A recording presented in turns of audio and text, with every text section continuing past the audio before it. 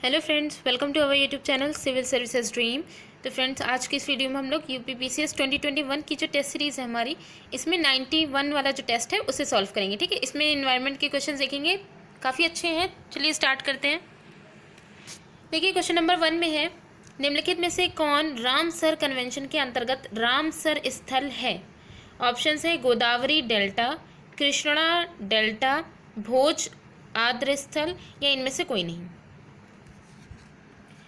तो देखिए, इसमें क्वेश्चन 1 का जो करेक्ट आंसर है वो है ऑप्शन सी, भोज आर्द्र स्थल।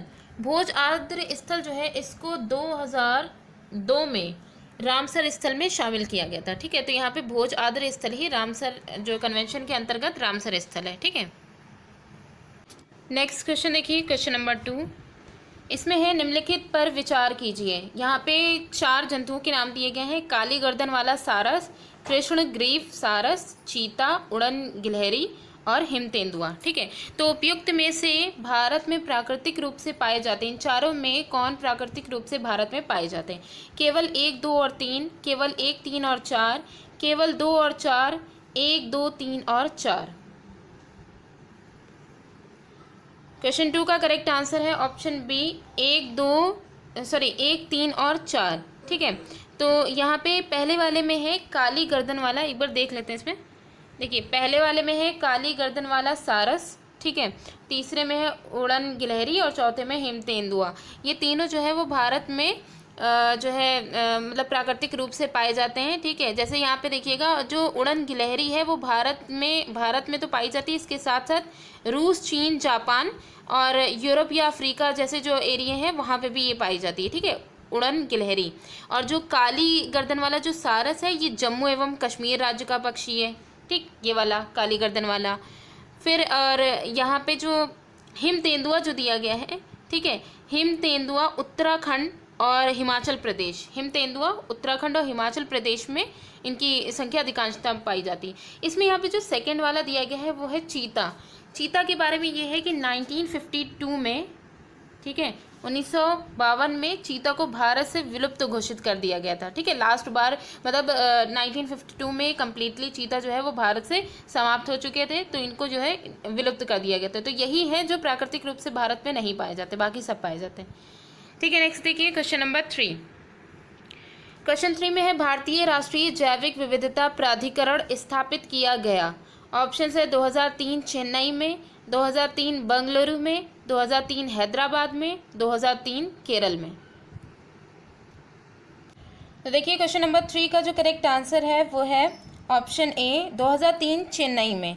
जैव विविधता अधिनियम जो आया था 2002 में, ठीक है, इसी के ही प्रावधानों को कार्यान्वित करने के लिए, आगे इसको बढ़ाने के लिए, उसी के ही उद्देश्य से भारतीय राष्ट्रीय जैविक विविधता प्राधिकरण की स्थापना वर्ष 2003 में कराई गई और इसका जो मुख्यालय है वो चेन्नई, तमिलनाडु में स्थित है। ठीक है, नेक्स्ट देखिए, क्वेश्चन नंबर 4। इसमें है, बर्ड लाइफ इंटरनेशनल नामक संगठन के संदर्भ में निम्नलिखित में से कौन सा या कौन से कथन सही है या है? ठीक है, तो इसमें 3 कथन दिए गए हैं। यह संरक्षण संगठनों की विश्वव्यापी भागीदारी है। फिर है, जैव विविधता हॉटस्पॉट की संकल्पना इस संगठन से शुरू हुई है। यह महत्वपूर्ण पक्षी एवं जैव विविधता क्षेत्र के रूप में ज्ञात निर्दिष्ट स्थल जो हैं उनकी पहचान करता है। तो यहाँ पे 3 कथन दिए गए, इन्हीं में से हमें ये बताना है कौन से सही है। कूट की सहायता से बताना है कि केवल 1 सही है, केवल 2 और 3 सही है, केवल 1 और 3 सही है, या 1, 2, 3 तीनों ही सही है। तो यहाँ पे देखिए, जो क्वेश्चन नंबर 4 जो है इसमें करेक्ट आंसर है ऑप्शन सी, केवल 1 और 3। तो इसे देख लेते हैं एक बार। देखिए, जो 1 वाला है इसमें कहा गया है, यह संरक्षण संगठनों की विश्वव्यापी भागीदारी है। ठीक है, कौन? Bird life international.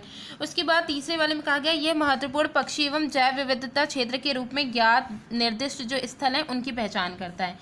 ठीक है, तो ये मतलब कि ये जो इसमें वैश्विक भागीदारी, जो कि यहाँ पे हम कह सकते हैं कि भागीदारी में पक्षी हैं, ठीक है, उनके आवास और वैश्विक जैव विविधता को संरक्षित करने हेतु जितने भी कार्य हैं वो सारे वैश्विक भागीदारी वाला जो इसमें जो सेंटेंस लिया गया है सारे इसी में ही सम्मिलित हो जाएंगे।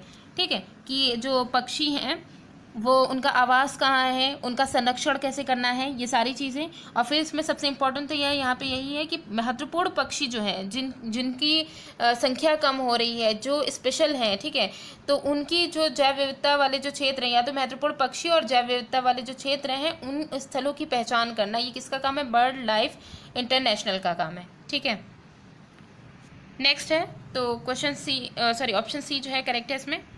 क्वेश्चन नंबर 5 देखिए, इसमें है राष्ट्रीय जैव विविधता प्राधिकरण, जिसे एनबीए कहा जाता है, भारत में कृषि संरक्षण में किस प्रकार सहायक है।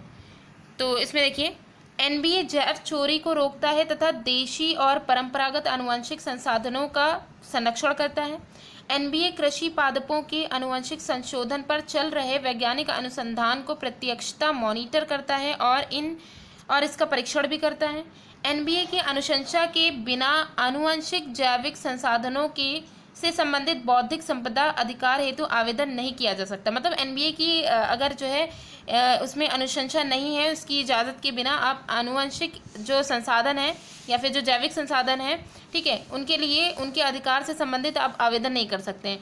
ठीक है, तो ये 3 एनबीए के बारे में दिया गया है। इनमें से हमें ये बताना है कौन सा सही है, केवल 1 सही है, केवल 2 और 3 सही है, केवल 1 और 3 सही है, या 1, 2 और 3 तीनों सही है। तो देखिए, क्वेश्चन नंबर 5 का जो करेक्ट आंसर है वो है ऑप्शन सी, केवल 1 और 3 सही है।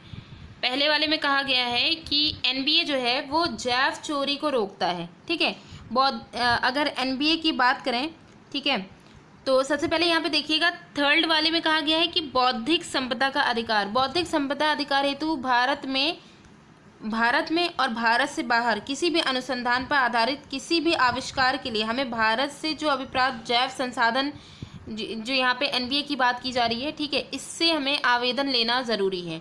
ठीक है, तो ऐसा आवेदन करने के लिए जो राष्ट्रीय जैव विविधता प्राधिकरण है उसका पूर्व अनुमोदन प्राप्त करना आवश्यक होगा। तो यहाँ पे 3 वाला तो बिल्कुल करेक्ट है। ठीक है, बौद्धिक संपदा की जब बात की जाएगी, उसके बाद है कि राष्ट्रीय जैव विविधता प्राधिकरण जो एनबीए है, ठीक है, ये जैव चोरी को रोकने तथा देशी और परंपरागत आनुवंशिक संसाधनों का संरक्षण का कार्य भी करता है। यानी पहला वाला जो बात की गई है ये भी सही है। ठीक, तो क्वेश्चन 5 का करेक्ट आंसर है ऑप्शन सी, 1 और 3। नेक्स्ट है क्वेश्चन नंबर 6, इसमें है जैव विविधता पर संयुक्त राष्ट्र सम्मेलन के दलों का 10वां सम्मेलन आयोजित किया गया था। ऑप्शन है बीजिंग में, कोपेनहेगन में, नगोया में, या फिर न्यूयॉर्क में। क्वेश्चन नंबर 6 का करेक्ट आंसर है ऑप्शन सी, नगोया में। जैव विविधता पर संयुक्त राष्ट्र सम्मेलन के दलों का जो 10वां सम्मेलन हुआ था वो नगोया, जापान, ये जो है कहाँ है, जापान में है। ठीक है, जापान में वर्ष 2010 में आयोजित किया गया था। इसमें मेनली यही था कि जैव विविधता संरक्षण से संबंधित जो उपाय किए गए हैं उन पर चर्चा करना। ठीक है, नेक्स्ट है क्वेश्चन नंबर 7, इसमें देखिएगा काफ़ी अच्छा है क्वेश्चन। सी बकथॉर्न, ठीक है, के विश्वव्यापी मार्केट की बड़ी संभावना है। जो सी बकथॉर्न है ये एक जो है प्लांट है, ठीक है, इसके फ्रूट्स की यहाँ पे बात की जा रही है। तो इसकी जो है विश्वव्यापी जो मार्केट है उसकी बड़ी संभावनाएं हैं। इस पेड़ के बारे में, इस पेड़ के जो बेर होते हैं, मेनली यहाँ पे देखिएगा जो बेर हैं उनकी बात हो रही है, ठीक है, उनमें विटामिन और पोषक तत्व प्रचुर मात्रा में होते हैं। चंगेज़ खान ने, इसी पे ही 2 लोगों की स्टोरी है। एक तो चंगेज़ खान है, उन्होंने इसका प्रयोग अपनी सेना की ऊर्जा स्फीति को उन्नत करने के लिए किया था। ठीक है, और दूसरा है रूसी कॉस्मोनॉट, उसने इसके तेल को जो सी बकथॉर्न के जो बेर हैं, ठीक है, उससे प्राप्त जो तेल था उससे कॉस्मिक विकिरण से बचाव के लिए इस जो तेल है उसका यूज़ किया था। तो हमें ये बताना है कि भारत में ये जो पौधा है वो कहाँ पाया जाता है। तो देखिए, नागालैंड में, लद्दाख में, कोडई केनाल में, या फिर पौंडीचेरी में। क्वेश्चन 7 का करेक्ट आंसर है ऑप्शन बी, लद्दाख में। ठीक है, ये जो पौधा है ये भारत में लद्दाख में पाया जाता है। और ये जो चंगेज़ खां की जो फौज थी जब इधर मतलब भारत की तरफ, लद्दाख वाले एरिया की तरफ जब ये आई थी, मतलब अपने पूरी जो है वर्ल्ड पर जब ये लोग कब्जा कर रहे थे, ठीक है, तो उस समय जब यहाँ पे आई थी तो अपनी सेना को बचाने के लिए यही जो विश्वव्यापी यहाँ पे सी बकथॉर्न जो है इसी के ही बेर को खा करके उनकी सेना जो है वो कुछ दिनों तक के मतलब बची रही थी। ठीक है, तो इसलिए इनकी भी जो है यहाँ पे स्टोरी दी गई है। तो मेनली ये जो पौधा भारत में पाया जाता है वो लद्दाख में पाया जाता है। नेक्स्ट है क्वेश्चन नंबर 8। इसमें है ग्रीन हाउस गैसों की जो संकल्पना है वो किसने की थी? ऑप्शन है C.C. पार्क ने, J.N.N. जेफर्स ने, जोसेफ फोरियर ने या L. जॉबलर ने। क्वेश्चन नंबर 8 का करेक्ट आंसर है ऑप्शन सी, जोसेफ फोरियर ने। ग्रीन हाउस गैसों की जो कल्पना की थी वो 1824 में ग्रीन हाउस गैसों की जो संकल्पना वो जोसेफ फोरियर ने की थी। ठीक है, नेक्स्ट है क्वेश्चन नंबर 9। इसमें है वैश्विक तापन के लिए सर्वाधिक उत्तरदायी गैसें हैं। ऑप्शंस हैं कार्बन डाइऑक्साइड तथा मीथेन, अमोनिया तथा ब्यूटेन, रेडॉन तथा नाइट्रोजन, ओजोन तथा हाइड्रोजन क्लोराइड H2S। क्वेश्चन 9 का करेक्ट आंसर है ऑप्शन ए, कार्बन डाइऑक्साइड तथा मीथेन। वैश्विक तापन के लिए, वैश्विक तापन ग्लोबल वार्मिंग, उसके लिए जो सर्वाधिक उत्तरदायी गैसें हैं, ग्रीन हाउस गैसें ही जो है वैश्विक तापन का कारण बनती हैं, तो उन्हीं में ही कार्बन डाइऑक्साइड और मीथेन सबसे सर्वाधिक जो है वैश्विक तापन के लिए उत्तरदायी गैसें हैं। लास्ट क्वेश्चन है क्वेश्चन नंबर 10।